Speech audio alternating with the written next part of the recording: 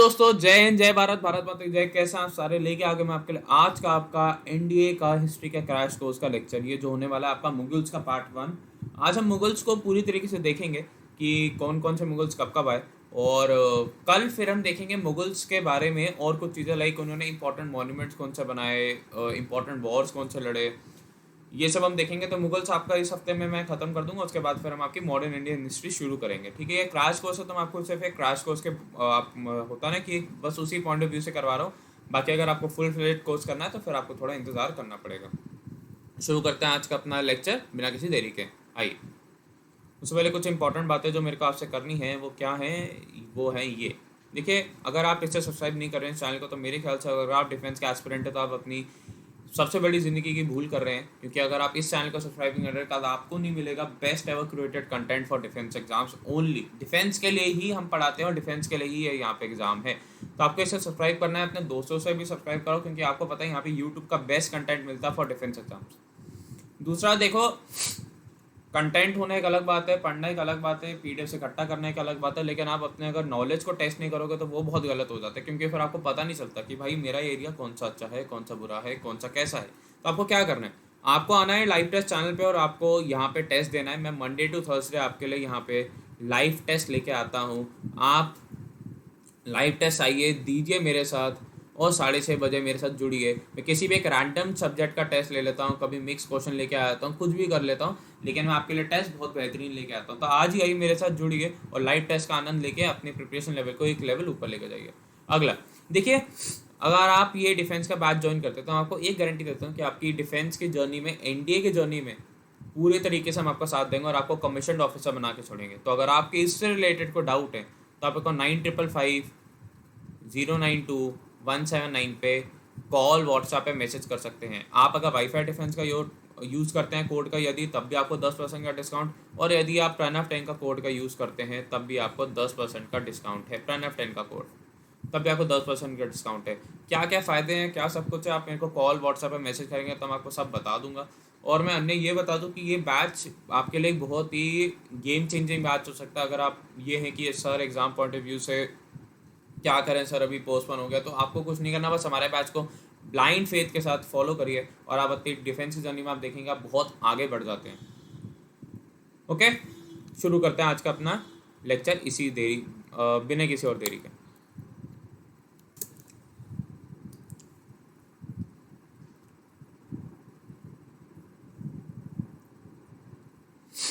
हम मुगल स्टार्ट कर चुके थे। ओके, हमने ये सब पढ़ लिया था क्या क्या था क्या नहीं था। हमने आपका फैमिली ट्री भी पढ़ लिया था, मैंने पूरा पढ़ा दिया था। प्लस हमने फिर आपका मुगल एम्प्रर के जो फैमिली ट्री था, जो कितने बच्चे थे, किसके थे, ये भी हमने पढ़ लिया था। आज हम तो स्टार्ट करेंगे, सबसे पहले हम देखेंगे आपकी timeline. Emperor's of Mughal dynasty की टाइमलाइन क्या थी वो हमारे को देखना है कि रूलिंग पीरियड क्या था। देखिए, जो हम ये पढ़ रहे हैं, जो हमने ये पढ़ी, ये तो आपके 6 जो हैं, ये these 6 are the most important.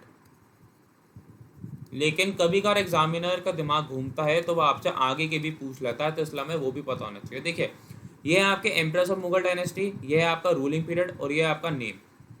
Okay, ये है आपका नेम। तो एक एक करके से वो देखते हैं। सबसे पहले 1526 से लेके 1530 तक आते हैं आपके ज़हीरुद्दीन मोहम्मद बाबर। ज़हीरुद्दीन मोहम्मद बाबर, जिन्हें हम सिंपल लैंग्वेज में बाबर के नाम से भी जानते हैं। अगला 1530 से लेके 1540, और देखिए 1540 से लेके 1555 तक आपकी सूर्य डायनेस्टी आई थी, इसको भी हम पढ़ेंगे। 1540 से लेके 1555 तक आपकी सूर्य डायनेस्टी आई थी। कौन सी डायनेस्टी आई थी आपकी? सूर्य। ये पेन आपको शायद दिख नहीं रहा होगा, कोई और लेते हैं pen. Which pen should we take? ये ले लेते हैं। हाँ, सूर्य डायनेस्टी आई थी। तो इसलिए आपके जो हुमायूं थे वो इतने सालों के लिए हट गए थे। और उसके बाद फिर 1556 में उनकी डेथ हो जाती है, अपनी लाइब्रेरी के स्टेज से गिर के, तो फिर अखबार आ जाते हैं। तो 1530 से लेकर 1540, और फिर 1555 से लेकर 1556 तक आपके कौन आए थे? हुमायूं, जो कि आपके बाबर के सुपुत्र थे। अगला 1556 से लेकर 1605, 1556 से लेकर 1605, लगभग आपका 50 साल कौन रूल करता है? आपके ज़हीरुद्दीन मोहम्मद अकबर, सॉरी, जलालुद्दीन मोहम्मद अकबर। और अकबर का खिताब इन्हें तब मिला था जब इन्होंने जजिया का टैक्स हटा दिया। तो ये आपसे पूछा जा सकता है क्या अकबर इन्हें शुरू से कहा जाता था? जी नहीं, ज़हीरुद्दीन मोहम्मद इन्हें कहा जाता था। अकबर के खिताब इन्हें बाद में मिला था। फिर आपका 1605 से लेके 1627 तक आते हैं आपके जहांगीर आते हैं आपके जहांगीर। 1628 से लेकर 1658 तक आपके आते हैं शाहजहां। ये कहा जाता है कि इनका था golden period of architecture, golden period of architecture, क्योंकि इनके टाइम पे सबसे मशहूर कुछ चीज़ें बनाएगी, इमारतें बनाएगी, जैसे आपका ताजमहल हो गया, रेड फोर्ट हो गया और अन्य ऐसी चीज़ें। 1658 तक आते हैं से 1707 तक आते हैं आपके मोहम्मद औरंगजेब, जिन्हें हम सिर्फ औरंगजेब के नाम से भी जानते हैं। और ये वही औरंगजेब था जैसे सबसे क्रूर शासक कहा जाता है मुगल्स का। उसके टाइम पे सबसे ज़्यादा रिलीजियस कन्वर्जन भी हुए थे। लेकिन इसके बाद क्या होता है, इसके बाद शुरू होता है आपका क्या, डिक्लाइन। इसके बाद होता है आपका डिक्लाइन ऑफ मुगल्स। इसके बाद होता है आपका डिक्लाइन, क्योंकि इसके बाद जो आप देखेंगे एक के बाद एक आते जाते हैं। 1707 में आते हैं आपके कुतुबुद्दीन आजम शाह। 1707 से लेकर 1712 तक आपके आते हैं शाह आलम बहादुर शाह वन। 1712 से लेकर 1713 तक आते हैं आपके मोहम्मद। 1713 से लेकर 1719 तक आते हैं आपके फरूख सैयद। और ये वही फरूख सैयद हैं जिन्होंने फर्स्ट फैक्ट्री, आपकी फर्स्ट परमानेंट फैक्ट्री के लिए इन्होंने परमिशन दे दी थी ब्रिटिशर्स को, फर्स्ट परमानेंट फैक्ट्री। ये वही फारूक सैयद है। 1719 ये डेट्स भी लिखे हुए कौन, अगर आपको डिस्प्यूट होता है। 1719 मार्च 1 से लेकर जून 7 तक आते हैं आपके रफ़ी उल दर्जात, जो आपके अगले शासक बनते हैं। 1719 से लेके 1719 में मार्च 30 से लेके अगस्त 13 तक आते हैं आपके मोहम्मद शाह निकोसियर। 1719 जून 8 से लेके 6 सितंबर तक आते हैं आपके मोहम्मद शाह जहान सानी। 1719 से लेकर 1748 तक आते हैं आपके मोहम्मद शाह। ये एक कह सकते हो एक स्टेबल रूल था फिर भी, क्योंकि इस टाइम पे सब थोड़ा टिक गए थे। 29 साल तक टिके, 29 ईयर्स। जहाँ हम देख रहे थे कि एक साल टिकना भी लोगों के लिए मुश्किल हो रहा था आफ्टर औरंगजेब, वहाँ ये 29 साल तक टिके। 1720 से लेके 1720 में अक्टूबर 12 से नवंबर 19 तक 1 महीना और कुछ 7 दिन मोहम्मद इब्राहिम आते हैं। 1748 से लेकर 1754 तक आते हैं आपके अहमद शाह बहादुर। 1754 जून 3 से लेके 29 नवंबर आते हैं आपके आलमगीर 2। 1759 से लेके 11 दिसंबर से लेके 25 दिसंबर तक आते हैं आपके शाहजहां 3। 1759 से लेकर 1806 तक ये भी एक अच्छा खासा रूल करा था, क्योंकि लेकिन हुआ क्या था कि आफ्टर औरंगजेब, मैंने आपसे जैसे बताया, अगर ये पूरा एरिया था तो वो छोटे छोटे हिस्सों में बंट के लोग अपने आप को इंडिपेंडेंट करने लग गए थे। तो इनके टाइम पे भी एरिया बहुत छोटा हो गया था, इसलिए ये 29 साल टिक गए। इनके टाइम पे भी एरिया बहुत छोटा हो गया था, इसलिए ये इतने साल टिक गए। ये कितने साल टिके, 41 और 6 47 ईयर्स, 47 ईयर्स ये टिके शाह आलम 2। ओके, 1806 से लेकर 1837 तक आते हैं आपके मोहम्मद अकबर शाह 2। सेम रीजन, बहुत छोटा एरिया बचा था, 31 साल तक ये रुके। और आखिरी रूलर कौन थे आपके, बहादुर शाह जफर। ये आप कह सकते हैं कि पपेट सुल्तान या सिर्फ एक सिंबॉलिक मुगल थे, या आपके सिंबॉलिक मुगल थे, क्योंकि बिल्कुल पावर सब छीन चुकी थी। और जब इन्होंने घोषित करा कि हाँ मैं ही 1857 का जो रिवॉल्ट है उसे लीड करूँगा, तो फिर क्या हुआ, लीड करने के कारणवश आपके इन्हें हटा दिया गया, इन्हें बर्मा भेज दिया गया ऑन पेंशन, जहाँ इनकी मौत होगी। और फिर आगे जो इनका वंश था उसे पूरा ख़त्म कर दिया गया। तो ये क्या आते हैं आपके टाइम लाइन ऑफ मुगल्स, ये क्या आती है आपकी टाइम लाइन ऑफ मुगल्स। एक बार फिर देखते हैं।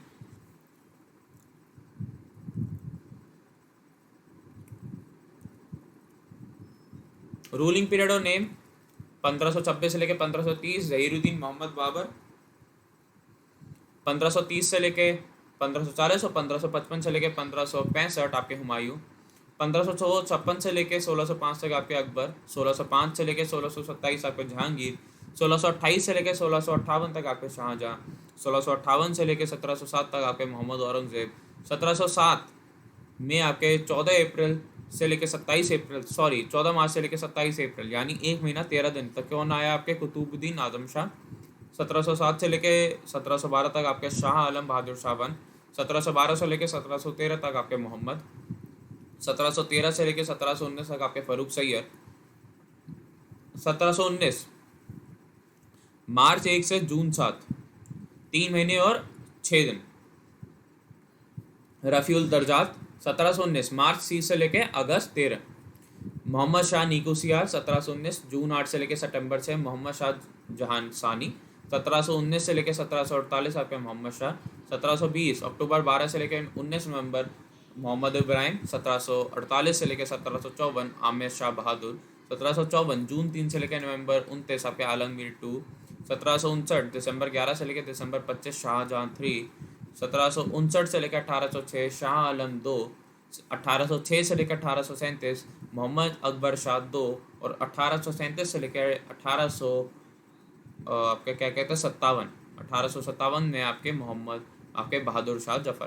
देखिए अब जो रूल इंक्रीज हुआ, जैसे यहाँ पे एक रूल इंक्रीज हमें दिखता है बहुत ज़्यादा करा, यहाँ पे एक बहुत ज़्यादा रूल करा, यहाँ पे बहुत ज़्यादा रूल, उनका रीज़न और इनके रूल के रीज़न में ज़मीन आसमान का अंतर है। जो ये बाकी सारे थे, ये पहले 6, इनके पास एरिया बहुत ज़्यादा था, ये एरिया ऑक्यूपाई कर रहे थे या एडिशन हो रहा था एरिया का। लेकिन इनके टाइम पे एरिया कम ही कम होते जा रहा था, क्योंकि छोटे छोटे किंगडम्स अपने आप को इंडिपेंडेंट घोषित कर रहे थे। जैसे जो इनके इक़्तिदार थे या जो इनके रेवेन्यू कलेक्ट करते थे, वो अपने आप को इंडिपेंडेंट घोषित करते जा रहे थे। तो डिफरेंस ये आता है। ये थे आपके पहले रूलर। अब हम आपके यहाँ से रूलर्स के बारे में पढ़ना शुरू करेंगे। We will start studying about the rulers. Okay, तो आइए शुरू करते हैं आपके एक एक करके सारे रूलर। सबसे पहले हम क्या पढ़ रहे हैं आपके बाबर। सबसे पहले हम क्या पढ़ रहे हैं आपके बाबर। बाबर ये थे फाउंडर आपके मुगल एम्परर, मुगल एम्पायर के आपके फाउंडर थे। ये आपके फाउंडर थे किसके? मुगल एम्पायर के। इनका असली नाम था आपका ज़हीरुद्दीन मोहम्मद। इनका ज़हीरुद्दीन मोहम्मद इनका असली नाम था। इन्होंने इब्राहिम लोदी को फर्स्ट बैटल ऑफ पानीपत यानी 1526 में हराया था, और उन्होंने फिर अपने हिंदुस्तान में मुगल रूल एस्टैब्लिश करा था।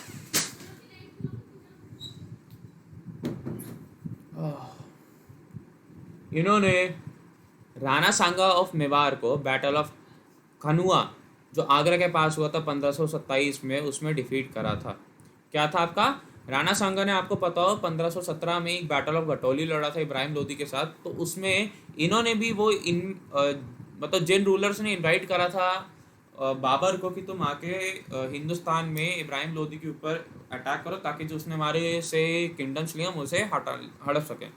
लेकिन बाबर का मन बदला, तो ये राणा सांगा को पता लग गया, तो इसलिए राणा सांगा ने फिर हेल्प नहीं करी। अब इस बात से बाबर को बड़ा वो मतलब ठेस पहुंची कि पहले हेल्प करी फिर बाद में आए नहीं, ये क्या हुआ। तो इसलिए राणा सांगा के साथ इन्होंने battle of Mewar Rana Sanga of Mewar के साथ इन्होंने बैटल ऑफ कनुआ करा 1527 में आगरा के पास।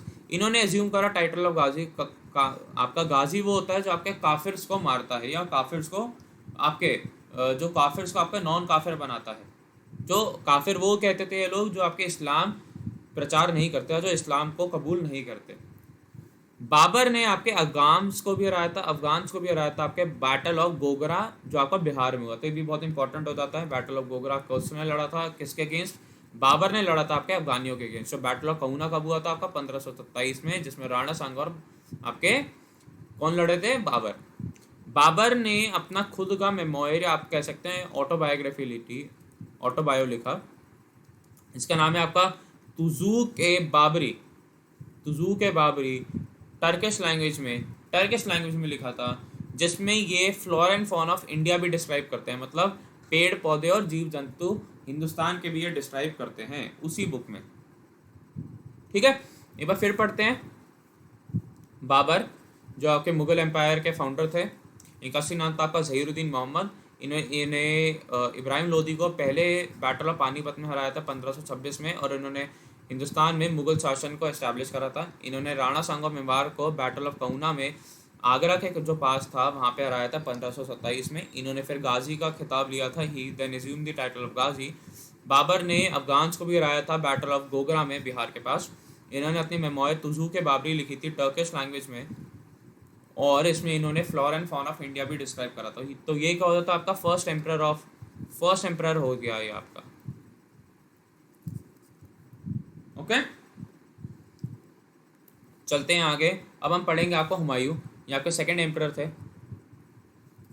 हुमायूं मैंने वैसे बताया कि 1530 से लेकर 1540 और 1555 से लेकर 1556 तक ये रूल कर पाए।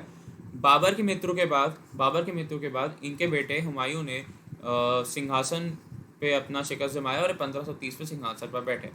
इनका पहला युद्ध शेर शाह के साथ था, जिन्हें लेटर उन्होंने शेर शाह सूरी का नाम से उन्होंने अपने आप को कर दिया था। पहले जो इनका कन्फ्रंटेशन था वो था शेर खान के साथ, और इन उसने फिर शेर खान ने अपना नाम बदल के अपना शेर शाह सूरी रख लिया था।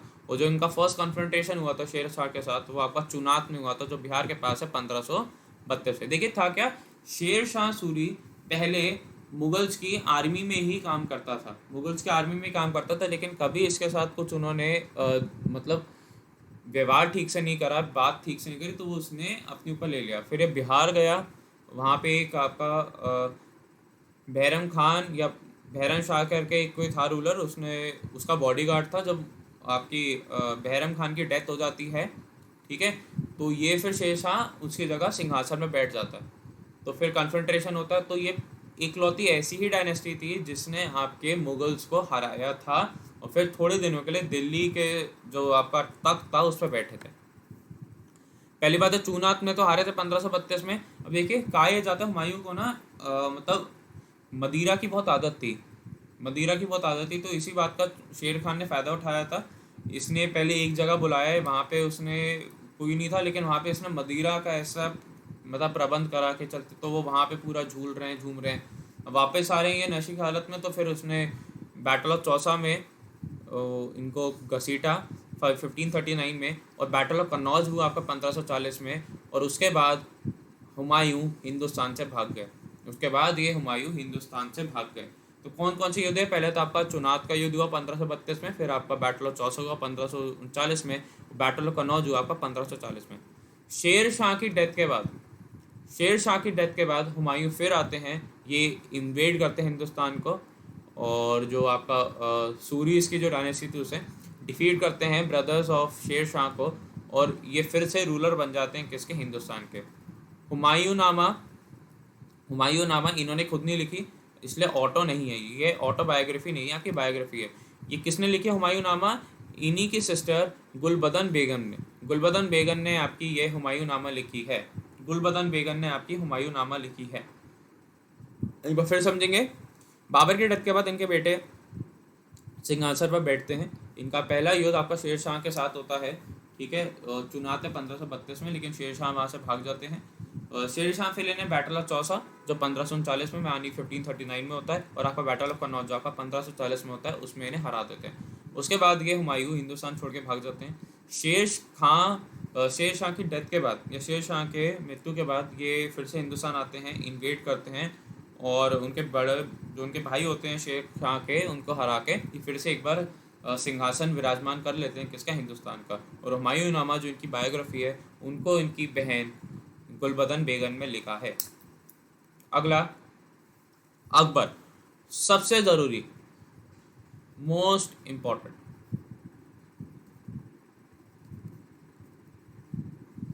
1556 से लेकर 1605 तक के थे अकबर। ये तीसरे मुगल एम्परर थे, और बहुत one of the most famous emperors of Indian history. इनका जन्म आपका अक्टूबर 14, 1542 में हुआ था, सिंध में, जो आज के टाइम पे आपका पाकिस्तान में है। ये बेटे थे आपके मुगल एम्परर हुमायूं के, और इनके फादर ने इनका नाम रखा था किस पे, जलालुद्दीन मोहम्मद। इनका नाम क्या रखा था, जलालुद्दीन मोहम्मद। हुमायूं की डेथ के बाद अकबर को शहंशाह बनाया गया 13 साल की उम्र में, और बैरम खान बने इनके टीचर और गार्डियन इनके एम्पायर के। बैरम खान की मदद से अकबर ने हीमू को हराया सेकेंड बैटल ऑफ पानीपत में। हीमू के बारे में कुछ फैक्ट्स, ये लास्ट हिंदू रूलर था दिल्ली का, ये last Hindu ruler of Delhi था। दूसरी चीज़, लास्ट हिंदू रूलर होने के साथ साथ ये लास्ट रूलर था जिसने विक्रमादित्य का टाइटल लिया था, टुक टाइटल ऑफ विक्रम आदित्य। इन्होंने विक्रमादित्य का खिताब भी लिया था, हेमू ने। ये लास्ट हिंदू रूलर थे दिल्ली के, और इन्होंने विक्रमादित्य का खिताब भी लिया था। इनके कोर्ट में नवरत्न थे, जिन्हें हम 9 ज्वेल्स भी कहते हैं। कौन कौन से, अब्दुल रहीम, अब्दुल फजल, बीरबल, फैजी, हमीम हुमाम, राजा मान सिंह, शेख मुबारक, तानसेन, और एक आपका टोडर मल। टोडर मल कौन कौन से, अब्दुल रहीम, आपका अब्दुल फजल या अब्दुल फजल, बीरबल, फैजी, हमीम हुमा, राजा मान सिंह, शेख मुबारक, तानसेन और राका टोडरमल। अकबर शादी करते हैं आपकी राजपूत प्रिंसेस जोधाबाई। देखिए बहुत जगह डिस्प्यूटेड है कि जोधाबाई मतलब असल में जो इनका बेटा था जहांगीर उनकी वाइफ थी, कोई कहता जोधाबाई की। तो हम उसी से चलेंगे जो मोस्टली एक्सेप्टेड है कि जोधाबाई आपकी अकबर की ही वाइफ थी। और ये बेटी थी किसकी? आपकी राजा भारमल की। राजा भारमल की आपकी बेटी थी जो एक राजपूत प्रिंस है। इन्होंने पिलग्रिम टैक्स हटाया था और इन्होंने जजिया भी हटा दिया, जिजिया। इसलिए इन्हें टाइटल क्या मिला था पब्लिक की तरफ से? अकबर का। अकबर का मतलब क्या होता है? ग्रेट। 1575 में अकबर ने बनाया आपका इबादत खाना, जिसे हम हाउस ऑफ वर्शिप भी कहते हैं, अपनी न्यू कैपिटल यानी अपनी नई राजधानी फतेहपुर सीकरी में इन्होंने इबादत खाना बनाया। मुगल आर्मी ने हराया था किसे? राणा प्रताप सिंह को बैटल ऑफ हल्दी घाटी 1576 में। 1576 में जो बैटल ऑफ हल्दी घाटी हुआ था उसमें राणा प्रताप सिंह को मुगल आर्मी ने हराया था। 1579 में इन्होंने डिलीवर करा आपका इनफैलिबिलिटी डिग्री और अपने रिलीजियस पावर को प्रोक्लेम करा। मतलब इन्होंने कहा कि मैं किसी से भी नहीं हार सकता, ठीक है, और इसलिए मेरे पास थोड़ी रिलीजियस पावर्स हैं। इन्होंने एक नया धर्म का मतलब करा, उसको जन्मात दी, जिसका नाम था आपका दीन ए इलाही या डिवाइन अर्थ। ठीक है, कंसेप्ट बहुत अच्छा था इसका, दीन इलाही का। कभी टाइम मिला तो फुर्सत से पढ़ना। डिवाइन अर्थ, ये हर रिलीजन की बेस्ट बेस्ट बातों को कंबाइन करके एक नया बनाना चाहते थे रिलीजन। डिवाइन फेथ इसे कहते हैं। अर्थ बोल दिया मैंने गलती से। इन्होंने इंट्रोड्यूस करे थे लैंड रेवेन्यू सिस्टम, जिसे हम जब्ती या बंदोबस्त सिस्टम या दहसाला सिस्टम भी कहते थे। लैंड रेवेन्यू कि लैंड से कितना रेवेन्यू आना चाहिए और कैसे। अकबर ने इंट्रोड्यूस करा आपका मनसबदारी सिस्टम, और जो मनसबदारी सिस्टम में हेड करता था उस जगह का, वो कौन होता था? आपका मनसबदार, अपनी एडमिनिस्ट्रेशन में। बहुत आर्किटेक्चरल मास्टर पीसेस बनाए गए इनके टाइम पे, लाइक आगरा फोर्ट जो 1565 में बना, लाहौर पैलेस जो 1572 में, फतेहपुर सीकरी, बुलंद दरवाज़ा और इलाहाबाद फोर्ट जो कि आपका 1583 में बना। 63 साल की उम्र में इनकी फतेहपुर सीकरी आगरा में मृत्यु हो जाती है, 63 ईयर्स की एज में। एक बार फिर समझते हैं इनको। मैं आपको 30 सेकंड का टाइम देता हूँ, आप एक बार देख लो, फिर मैं आपको फिर से पढ़ाना शुरू करता हूँ।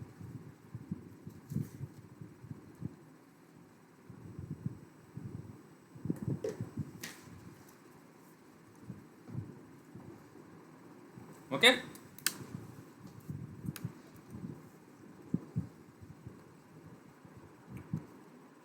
अकबर जो कि आपके तीसरे मुगल बादशाह थे और one of the most famous empress of Indian history थे। इनका जन्म आपका अक्टूबर 14 1542 में सिंध में हुआ था, जो आखिरी टाइम पे आपका पाकिस्तान में। ये बेटे थे आपके मुगल एम्प्रायर हुमायूं के, और इनके फादर ने इनका नाम जलालुद्दीन मोहम्मद रखा था, जलालुद्दीन। हुमायूं की मृत्यु के बाद अकबर को शहंशाह बनाया गया 13 साल की उम्र में। बहरम खान इनके बने टीचर और गार्डियन भी बने इनके एम्पायर के। बहरम खान की मदद से अकबर ने हिमू को हराया था सेकेंड बैटल ऑफ पानीपत में, जो कि आपका 1556 में हुआ। इनके कोर्ट में आपके 9 नवरत्न थे। कौन कौन से? आपका अब्दुल रहीम, अब्दुल फजल, बीरबल, फैजी, हमीम हुमाम, राजा मान सिंह, शेख मुबारक, तानसेन और टोडरमल। ये वेरी इंपॉर्टेंट है गाइस, ये वेरी वेरी इंपॉर्टेंट। अकबर ने शादी करी थी आपकी राजपूत प्रिंसेस जोधाबाई से, जो कि राजा भरमाल की बेटी थी। इन्होंने पिलग्रिम टैक्स और जजिया भी हटाया, जिसके कारणवश इन्हें अकबर का खिताब मिला। 1575 में अकबर ने बनाया इबादत खाना, जिसे हम हाउस ऑफ वर्शिप भी कहते हैं, अपनी नई राजधानी फतेहपुर सीकरी में। मुगल आर्मी ने आपके राणा प्रताप सिंह को बैटल ऑफ हल्दी घाटी में हराया, जो कि आपका 1576 में हुआ था। 1579 में इन्होंने डिलीवर करा आपका इनफैलिबिलिटी डिग्री, तो जहाँ पे इन्होंने अपनी रिलीजियस पावर्स को बताया। इन्होंने एक नए धर्म को मतलब क्या कहते हो कि सामने रखा, उसका नाम था आपका दीन इलाही। पूछ सकते हैं दीन इलाही किसने रखा था, और इंग्लिश में इसको कहते थे हम डिवाइन फेथ। इन्होंने इंट्रोड्यूस करा था आपका लैंड रेवेन्यू सिस्टम, जैसे हम जब्ती बंदोबस्त सिस्टम या दहसाला सिस्टम भी कहते थे। इन्होंने इंट्रोड्यूस करा था आपका मनसबदारी सिस्टम अपने एडमिनिस्ट्रेशन में, और जो मनसबदारी सिस्टम का हेड करता था वो कौन होता था? आपका मनसबदार। इन्होंने बहुत आर्किटेक्चरल मास्टर पीसेस बनाए, जैसे आपका आगरा फोर्ट जो कि आपका 1565 में बना, लाहौर पैलेस जो कि आपका 1572 में, फतेहपुर सीकरी, बुलंद दरवाज़ा और इलाहाबाद फोर्ट आपका 1583 में बना। और प्रयागराज को इलाहाबाद में बदलने वाले, तब्दीली करने वाले कौन थे? आपके अकबर ही थे। इलाहाबाद का मतलब क्या? जहाँ पे अल्लाह बसता है, जहाँ पे अल्लाह नहीं बसता, जैसे आप कह सकते हैं कि जहाँ पे ऊपर वाला बसता है, इन्होंने कहा था जहाँ पे ऊपर वाला बसता है, क्योंकि इनको ना जब यमुना और आपके जो गंगा मिलती है तो उन्हें वो साइड बड़ी अच्छी लगी थी, तो इसलिए उन्होंने कहा जहाँ पे आपका भगवान बसता है। और 63 साल की उम्र में इनकी मृत्यु हो जाती है फतेहपुर सीकरी, जो कि आपका आगरा में है। आगे चलते हैं, अब हम पढ़ेंगे आपका जहांगीर। इनका असली नाम था आपका सलीम, और जहांगीर जो रूल था वो पूरे मतलब कह सकते हो कि रिबेलियन यानी विरोध से भरा हुआ था। इन्हें जाना जाता है इनकी स्टेट एडमिनिस्ट्रेशन के लिए। कैप्टन विलियम हॉकिंग्स इनके कोर्ट में आए ईस्ट इंडिया कंपनी के, और ये पहले अंग्रेज थे जो किसी मुगल कोर्ट में आए थे। आए तो पहले भी थे लेकिन ये पहले ऑफिशियल है। कैप्टन विलियम हॉकिंग्स जो कि आपका जहांगीर के कोर्ट में आते हैं। क्वेश्चन आता है, सर थॉमस रो जो आपके किंग जेम्स वन जो इंग्लैंड के एक रिप्रेजेंटेटिव्स थे वो भी आए थे कोर्ट में, और परमिशन मांगी थी उन्होंने कि हमारे को ट्रेडिंग पोर्ट एस्टैब्लिश करने दो। कहाँ पे? आपका सूरत में। ट्रेडिंग पोर्ट एस्टैब्लिश करने दो सूरत में। इनको परमिशन दे दी गई थी, लेकिन पहले पहले उनके परमिशन नहीं दी जा रही थी, रजिस्ट करा जा रहा था कि नहीं नहीं नहीं नहीं नहीं, लेकिन फिर दे दी गई परमिशन यहाँ पे बिजनेस करने की। शाहजहाँ जो कि आपका 1628 से लेके 1658 तक है, इन्होंने बहुत विरोध झेले बुंदेलखंड में और हर जगह। लेकिन बुंदेलखंड का इसलिए था क्योंकि इन्होंने जो तख्त था, जो सिंहासन था, उसे हड़प लिया था, अनसर्व कर लिया था। जो हकदार था उसे नहीं दिया था, हड़प लिया था। और अपनी जो पिताजी थे इनके जहांगीर, उनकी मृत्यु के बाद इन्हें रिवोल्ट फेस करना पड़ा बुंदेलखंड में। और एक और नाम, इनका नाम सलीम था ना, याद? चलो बताइए, इनका नाम किस पे रखा गया था? जो अकबर के रिलीजियस टीचर थे, अकबर के जो रिलीजियस टीचर थे सलीम चिश्ती, उनके नाम पे रखा गया था। ओके, उनका नाम पे इनका नाम सलीम रखा गया था। सिंहासन को 3 साल बाद जब ये हड़प लिया उन्होंने, 3 साल के एक्सेशन के बाद, इन्होंने अपनी बिलेवर्ड वाइफ मुमताज़ महल की याद में 1631 में ताजमहल की स्थापना की, उस ताजमहल बनाने को कह दिया। इनको ये कहा जाता है कि अपने ये जो इनका पूरा रूल था उसमें इन्होंने आर्ट एंड कल्चर का बहुत बढ़ चढ़ के बढ़ावा दिया, और बढ़ चढ़ के उसे आगे आने को पूरा पूरा मौका दिया गया आपके आर्ट एंड कल्चर को। इन्होंने अपने टाइम पे आपका रेड फोर्ट, जामा मस्जिद दिल्ली में ऑल्सो बनाए थे अपने रूल का टाइम पे। ताजमहल बनाया, रेड फोर्ट बनाया, जामा मस्जिद, उन्होंने सारा अपने रूल का टाइम पे बनाया था। इनके बारे में कुछ चीज़ें फिर से पढ़ते हैं। इन्होंने बुंदेलखंड में विरोध देखा अपने फादर की मृत्यु के बाद, जब उन्होंने आपका जो सिंहासन था उसे हड़प लिया। 3 साल के एक्सेशन के बाद, मतलब 3 साल सिंहासन में बैठे के बाद 1631 में इन्होंने ताजमहल का निर्माण शुरू करा, और ये इनकी वाइफ मुमताज़ महल की याद में था। और ताजमहल कहाँ पे? आपका आगरा में। अगर आपको पता हो तो एक काला ताजमहल भी बन रहा था, एक आपका ताला मतलब एक काला ताजमहल भी बन रहा था आपका, जो आपका ताजमहल के पीछे ही था, लेकिन उनके पैसे खत्म हो गए थे इसलिए वो बन नहीं पाया। और इसी कारणवश भी, क्योंकि ये बहुत ना खर्च कर रहे थे, सारे कॉफर्स खाली हो रहे थे जो आपका ट्रेजर था, तो इसलिए भी इनके खिलाफ विरोध हुआ, और औरंगजेब ने फिर मुगल्स का भार संभाला। इनको ये कहा जाता है कि आपका आर्ट एंड कल्चर बहुत प्रमोट करते थे, और इनके टाइम पे आपका रेड फोर्ट, जामा मस्जिद जो दिल्ली में है फेमस है, वो भी इनके टाइम पे ही बना था। आगे चलेंगे। ओके, देखिए, इन्होंने टाइटल लिया था आपका आलमगीर का, औरंगजेब ने इन्होंने टाइटल लिया था आपका आलमगीर का। अपने रूल के पहले 10 साल में इन्होंने बहुत मिलिट्री कैंपेन्स चलाए। जाट्स, सतनामीज और सिख्स ने बहुत इनके रेन के राउंड, जो इनका टाइम था रूल का, उस पर बहुत ज़्यादा विरोध करा।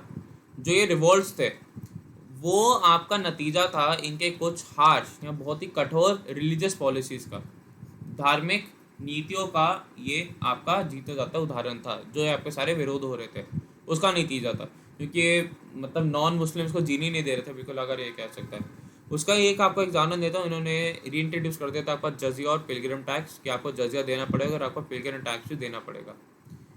इन्होंने शिया सुल्तान्स और बीजापुर को हराया गोलकोंडा में, और फिर इन्होंने गोलकोंडा को अपने मैट कर लिया, और फिर इन्होंने कुतुब शाही डायनेस्टी को बिल्कुल ही ख़त्म कर दिया, एलिमिनेट कर दिया। इससे जो आपके मराठास और आपके मुगल्स के बीच में जो दीवार थी ना, जो आपकी शिया सुल्तान से बीजापुर कर रही थी, क्योंकि उसकी दोनों से दुश्मनी थी, तो ये हटी। और फिर मराठास और मुगल्स के पीछे जो आपके सारे युद्ध थे, जो कन्फ्रंटेशन थे, वो शुरू हो गए। अगर आपने एक मूवी देखी आपकी तानाजी, तो उसमें भी हमने यही दिखाया है, जो आपका जो कोंडाना फोर्ट है उस पर कैसे फतेह हासिल करी थी। इसके जो डेक्कन पॉलिसी थी, जो साउथ की पॉलिसी थी, दक्कन पता है ना आपको, तो साउथ है आपका ये वाला एरिया जहाँ पे आपका डेक्कन प्लेटू है। उस पॉलिसी ने ये कहा जाता है कि ये उसमें इतना घुस गया, इतना उसमें ये लीन हो गया, या कह सकते हो इसमें उसने इतना दिमाग लगा दिया कि ये भूल गया कि नहीं हमारे को जीना भी है। तो इसने सारा ट्रेजर सब कुछ खाली कर दिया मुगल्स का अपने डेक्कन के मिशन में, डेक्कन के एम्पायर मतलब जो था कि हाँ डेक्कन को मेरे को अपने में जोड़ना उसमें। क्योंकि देखिए मराठास ने भी इनका बहुत नुकसान करा, भले ही वो कभी हारे कभी जीते, लेकिन बहुत नुकसान करा। और मुगल्स का भी नुकसान हो ही रहा था, क्योंकि हर कोई अपने आप को अब अलग देख रहा था, वो हर कोई अपने आप को एक अलग किंगडम का राजा देख रहा था। इसके बाद क्या होता है, मुगल्स आफ्टर औरंगजेब बिल्कुल ही डिक्लाइन हो जाता है, बिल्कुल रैपिड डिक्लाइन होती है, बिल्कुल ही आपकी रैपिड डिक्लाइन होती है मुगल्स की। औरंगजेब के बाद मुगल एम्पायर बिल्कुल ही रैपिडली डिक्लाइन करना शुरू कर देता है। ठीक है, मुगल्स अब ना तो आपके ताकतवर थे, ना आपके इन्फ्लुएंशियल थे, ना किसी को इन्फ्लुएंस कर सकते थे। मुगल एम्पायर फिर भी आपका 1857 तक कंटिन्यू होता है, और बहादुर शाह टू के अंतर्गत मुगल एम्पायर ख़त्म हो जाता है आपका फॉर्मल लैंड 1857 की क्रांति के बाद। और क्योंकि जो इनके सन्स होते हैं, ग्रैंड सन्स होते हैं, उन्हें ब्रिटिशर्स मार देते हैं।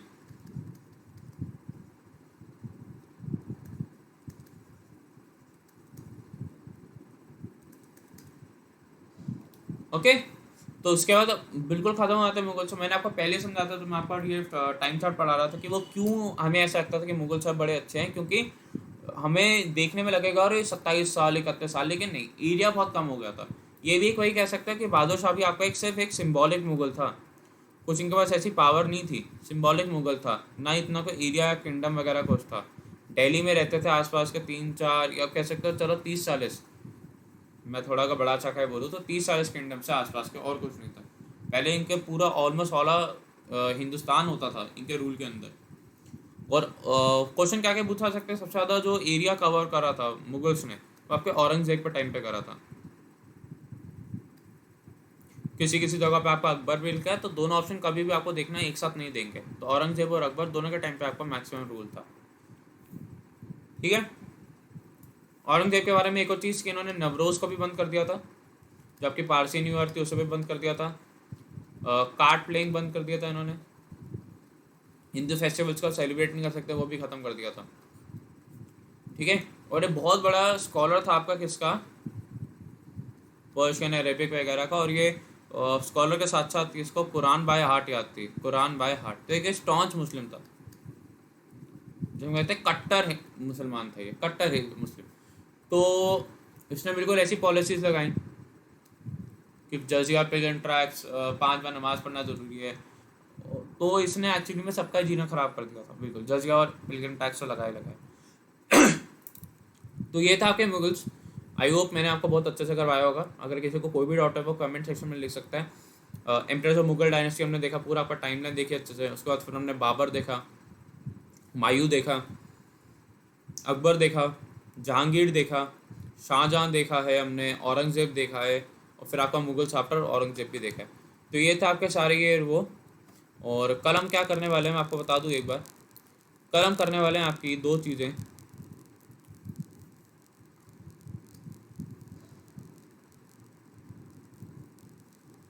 एक तो मैं लेके आने वाला हूँ आपके लिए कल आपके आर्किटेक्चर जो मुगल से बनाए। कोशिश करूँगा अगर कोई लिस्टिंग टाइप मैं ले आऊँ तो उसमें आपको ज़्यादा आसान होगी।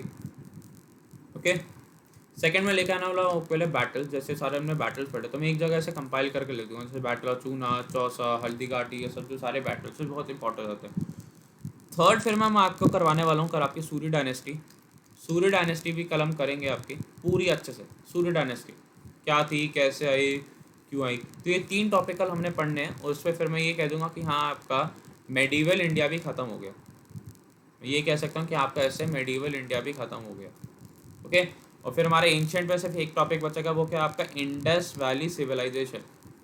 इंडस वाली सिविलाइजेशन ही आपका एक टॉपिक बचेगा, किसमें आपका एंशिएंट में। ओके,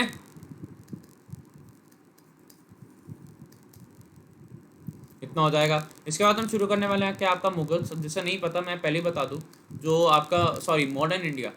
मॉडर्न में मैं मेजर 40 to 50% जो पोर्शन है वो मैं आपका पॉलिटी में कवर करवा सकता हूँ। जैसे तो आपके सारे आर्ट्स वगैरह थे, रेगुलेशन एक्ट, फिर 1857 की क्रांति, उसकी इवेंट्स वगैरह सारा मैं मॉडर्न में कवर करवा चुका हूँ। तो आपको मैं फिर से नहीं करवाऊंगा। अगर किसी को मॉडर्न इंडियन हिस्ट्री शुरू से करनी है तो उसको पहले मेरा पॉलिटी का वो वाले लेक्चर्स जाके देखने पड़ेंगे, क्योंकि उसमें मैंने जो एक्ट्स करवाए हैं, पॉलिसीज़ करवाई हैं सारी, जो भी मैंने चीज़ें कराई हैं बिल्कुल ऐसे करवाई है जैसे मैं आपको हिस्ट्री में पढ़ाता। ओके, तो आज के लेक्चर यहीं रोकते हैं। अगर आपको बहुत मज़ा आया होगा पढ़ने में, कल मिलेंगे आपके ऐसे एक लेक्चर में। तब तक के लिए बाय गाइस, टेक कर। और देखिए पढ़ते रहिए अच्छे से। पढ़ने के अलावा अभी आपको और कुछ काम करना नहीं चाहिए, क्योंकि आपको बताइए कैसा माहौल है देश का। ओके, और घर में रहिए, सुरक्षित रहिए, और बिल्कुल भी बाहर निकलने की बिल्कुल भी ज़रूरत नहीं है, कुछ नहीं हो रहा है ऐसा। और इसकी PDF भी आपको बहुत जल्दी मिल जाएगी, आपको चिंता की ज़रूरत नहीं है। और अगर आप चाहते हैं तो आप इसके स्क्रीनशॉट्स वगैरह भी ले सकते हैं। मैं आपको जल्दी PDF दे दूंगा, बस एक बार हिस्ट्री खत्म हो जाए तो मैं पॉलिटी, हिस्ट्री और आपका ज्योग्राफी तीनों के आपको एक साथ PDF दे दूंगा। तब तक के लिए गाइस पढ़ते रहो अच्छे से, पेपर देते रहो। लाइव टेस्ट चैनल पे मैं टेस्ट लेता हूँ तो उसको दीजिए। और चारों सब्जेक्ट्स के टीचर्स आपके लिए बहुत अच्छा कर रहे हैं। सुबह उठ के पहले सबसे पहले MCQ देखा करो मेरे, फिर उसके बाद एडिटोरियल्स, करंट अफेयर्स, फिर मेरा नो आर्मी टर्म, तो सब हम अच्छे से आपके लिए कर रहे हैं। अगर SSB की तैयारी कर रहे हो तो आपको मेरे साथ वाईफाई स्टडी चैनल पर जुड़ना है, जिसके 11.4 मिलियन सब्सक्राइबर्स हैं। वहाँ जाके 8:10 में मेरे साथ SSB की तैयारी करो, अगर आप ND के लिए कर रहे हो, ठीक है। और अगर आप और अच्छे से तैयारी करना चाहते हो, आपको पता क्या करना है, आपको मेरे साथ जुड़ना है किस पे, आपके अपने डिफेंस फैब्रिक बैच, जो कि आपका अनअकैडमी में चल रहा है। तो मिलते हैं गाइस, कल मिलते हैं आपसे आपकी फेवरेट चैनल वाईफाई स्टडी पे, ऐसे इन टॉपिक्स के साथ। और हिस्ट्री बहुत जल्दी खत्म करके हम इकोनॉमिक्स जल्दी से शुरू कर देंगे। तब तक के लिए bye guys, take care, God bless you all. जय हिंद, जय भारत, एंड भारत माता की जय, वंदे मातरम, बाय बाय।